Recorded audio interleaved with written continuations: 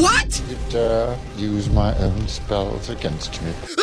Hi, I'm Bryson, and this is my older brother, Brayden. We're best friends now, but our relationship wasn't always like that. Brayden was a total bully, and I was the innocent victim for our whole lives. That's not... Shut up. Anyway, You didn't tell me to shut up. Back off, it's my I don't channel. care. I'm boss. I have more money. You better lawyer on. Anyway, today I wanted to regale you with some of the fantastical stories of our sibling rivalry and how that blossomed into a beautiful friendship.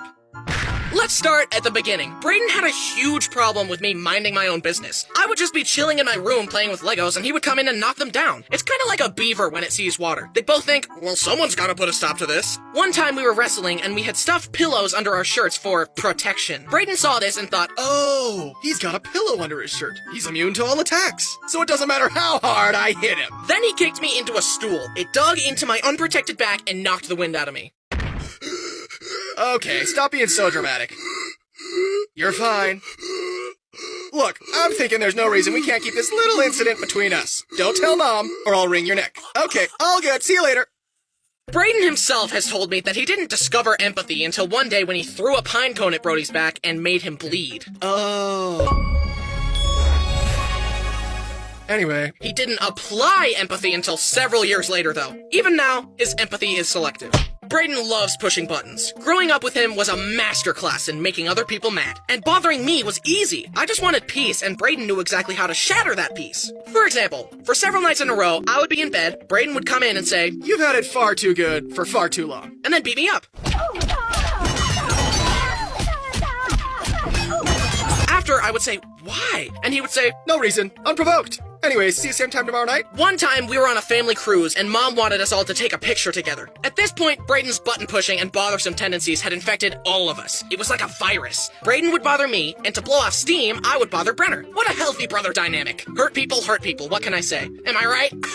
And further, Brayden was an expert at making it seem like it was my fault and playing innocent. So there we were, getting ready to take a picture, and Brody and Brayden decide this would be the perfect time to start grabbing my butt. Obviously, I get angry and start pushing and trying to get them to stop as they laugh at me. Mom hears the ruckus and of course assumes I'm just causing problems for no reason and says, Bryson, stop! So I tried to just deal with it and smile for the picture as my brothers laughed at me. Here is a recreation of that picture. I lost on all accounts. I look super ugly because I'm trying not to squirm because my butt is being grabbed. Mom was mad at me and Brody and Brayden look great. They were experiencing the pure joy of a devious master plan coming together. They knew I had no options, so their smiles are genuine. Neither of them had ever, nor ever would again, smile that brightly for any family photos. However, me and Brayden did have a team up on that same trip. I was in the shower and Brenner kept turning off the light to bug me. I kept warning him that I would spit water on him if he kept turning off the light, but that only strengthened his resolve to bother me. He would turn it off and then run away down the hall over and over. Eventually, I asked Brayden to help me administer justice to Brenner and he agreed. Brayden hid behind the door, Brenner came back and turned off the light, but before he could escape, Brayden grabbed him. Do it now! As I filled up my mouth with water to spray Brenner, I started laughing about how funny it was gonna be when I sprayed him. But the laughter caused me to accidentally inhale the water. It all went in my lungs and I started coughing violently.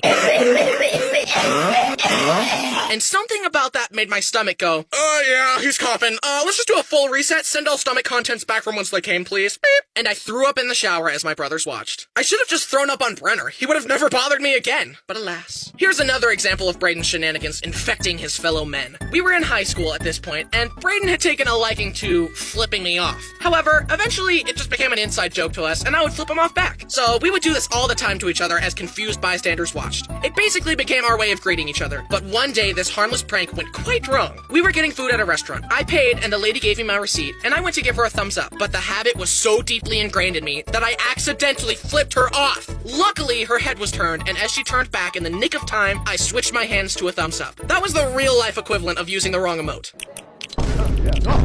I told Brayden about it, and we laughed and flipped each other off. Honestly, there aren't a ton of crazy stories of Brayden bullying me. It was more of an evenly spread, slow burn that chipped away at my sanity for years. For example, hitting me unprovoked to keep me on my toes, stealing my stuff and hiding it, kicking me off the Xbox, giving me a disconnected controller to make me think I was playing a video game with him, pushing me too hard on the rope swing so I would hit a tree, splashing me in pools, and throwing the hot potato at me way too hard, etc. That kind of stuff takes a toll when you're small. It was a vicious cycle of him purposefully aggravating me too much and me being too sensitive. And there's no rhyme or reason to his crimes either. It usually plays out like this. What a brute. No matter. I know his tactics. He's trying to get a reaction out of me. Well, he's out of luck. I've gained total mastery over my emotions. That being said, I've got to find a way to get him back for this. Later tonight, I'll set a trap for him in his room. When he walks in, I'll be hiding in the closet with a water gun to soak him, and then I'll frame Brenner for it. It will be the perfect crime. Laugh while you can, Brayden, because tonight, your reign comes to an end. Prank him, John. All this being said, I gotta throw in at least one good story about Brayden, because he truthfully is a great brother, and I love him very much.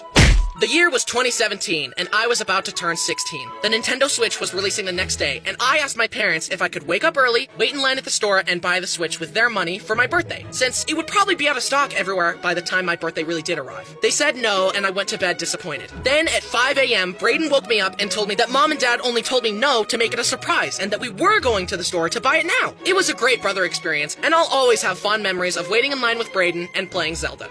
And here I am 6 years later playing the new Zelda on that same release day Switch. I'm tired of this, Grandpa. That's too bad! That being said, sometimes Brayden does half nice, half mean things. Hey, leave him alone, punks. That's my job. Ow! Now, I don't claim to be the innocent victim in all these circumstances. I push Brayden's buttons too. As my mom taught us, it takes two for contention, and I will not be one. But with me and Brayden, I would change it to, it takes two for contention, and we will both be one. On that note, Brayden avidly claims that I once threw a full can of Sprite at his head. I don't remember this at all, but admittedly, it's not fully out of character for me. And one time we were on a tandem kayak together, and I was purposefully rowing out of sync with him so that our paddles would clank together. Right, left, right, left.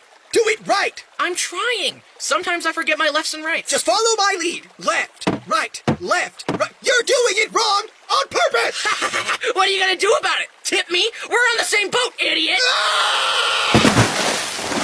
But I also do nice things for him, like finding him a wife. Let me explain. One time, a bunch of families and friends in my neighborhood went on a big old camping/hiking trip, and I was eating lunch with our family friend Kira. As we chatted and ate, I said to her, "You should date Brayden." I don't think Brayden's really my type. And I thought to myself, sure he isn't, honey. And 5 years later, I was the best man at their wedding. Called it. Brayden owes his marriage to me. As such, I will be naming the firstborn child. No. The baby's name will be Bryson 2. The sequel. Not happening. It's happening, guys. Here's another family love story. Brody brought home a girl named Jen to meet the family, so we decided to all play a board game together. It was a secret role game. We will call it Secret Bad Guy. Anyway, in the board game, the good guys are trying to figure out who the bad guys are and stop them to win. We got our secret roles, and I was the bad guy. I had to keep my identity secret and convince everyone that I was a good guy. The game went on, and it got to the point where if I was elected as chancellor, me and the bad guys would win. I had been purposefully playing in a way that had Brayden totally convinced that I was innocent. Mom was skeptical, but Brayden advocated for me and elected me as chancellor because I had earned his trust. The vote passed. If Bryson is the bad guy, then we lose. Bryson, you're not the bad guy, right?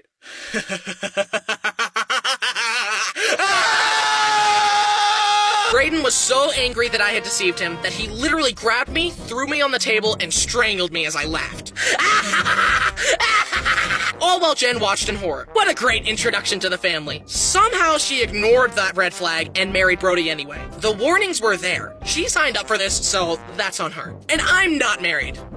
Speaking of board games, I only remember playing Monopoly once. All I remember is someone getting angry, grabbing the metal airplane piece, and throwing it like a ninja star out of anger. It missed and stuck into the wall. Good thing, too, it could have stabbed someone's eye out. I don't remember who threw it, but I know in my heart that it was Brayden. Anyway, as me and Brayden grew, we became best friends. Siblings are crazy like that. You spend your whole life fighting each other, and then one day you're both like, He was my best friend all along. Brayden has blossomed into a great man, and I love him like a brother. Wait. Anyways, despite Brayden trying to kill me over a board game, we still love them and we play them together all the time with the family. So much so that Brayden came to me one night saying that we should make a card game. That's way easier said than done, and I'm just not so sure that. And then the next morning, he sends a big document filled with all his ideas for the game. Honestly, I was not expecting to like it, but after he pitched it, I realized he had the seed of something great, and I was sold. We spent the next several months writing the rules, playtesting, brainstorming, balancing, creating prototypes, and spending late nights together drawing out our ideas on paper cards. It's been super hard and has taken several months to get to this point, but also super rewarding. And so, without further ado, I'd like to introduce you to Hoard the Hams, a Haminations card game where you hoard the most hams, steal hams from others, and protect what you've got. This has been a labor of love from me, Brayden, and the whole family. But we love the process so much that we're making our own family board game company. We already have 2 more board game ideas we've been playtesting, with 2 more promising ideas coming down the pipeline. So, if you want to support our family business while having a blast with your own family, please visit the Kickstarter to support and play Hoard the Hams today. This is a game that I genuinely believe in. We truly poured our hearts and souls into this, and we involved the whole family. It is our sincere hope that it will be a blast for you and your family, cause it sure was a blast for me and mine. So please, click the link below to learn more about Hoard the Hams. Supporting the game will help us bring more card games and board games to your family in the future. Thanks for watching.